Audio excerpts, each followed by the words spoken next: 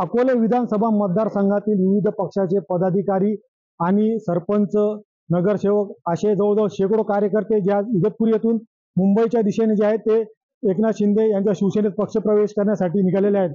आपल्या बरोबर अकोल्याचे माजी सभापती आहेत, आपण त्यांच्याकडे जाणून घेऊ। दादा, काय सांगाल नेमकं? अकोले विधानसभा मतदारसंघातील महत्त्वाचे कामं मार्गी लावण्यासाठी आणि त्या मतदारसंघातील काही विकास कामं मंजूर करून ते मार्गी लावण्यासाठी आम्ही अनेक लोक, पंचायत समिती असेल, 60 सरपंच असतील, दूध संघ, नगरपंचायत, अजून काही इतर काही स्थानिक स्वराज्य संस्थांचे पदाधिकारी, आज आम्ही सर्वजण आदरणीय मुख्यमंत्री एकनाथजी शिंदे साहेब यांच्या नेतृत्वावर विश्वास ठेवून शिंदे गटामध्ये आमचा प्रवेश होतोय। स्वतः शिंदे साहेबांच्या उपस्थितीमध्ये दुपारी 4 वाजता ठाण्यामध्ये त्या ठिकाणी पक्ष प्रवेश होतोय।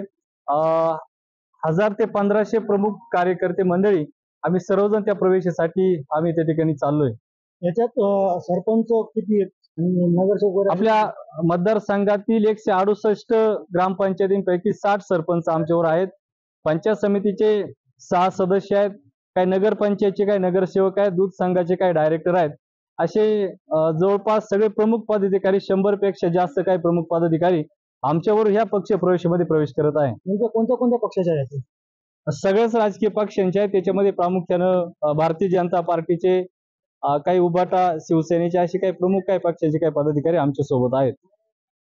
जर पाहिलं तर येणाऱ्या स्थानिक स्वराज्य संस्थांच्या निवडणुकीच्या पार्श्वभूमीवर शिंदे गटात होणारा हा प्रवेश मोठा मानला जात आहे। शैलेश पुरोहित, टीव्ही 9 मराठी।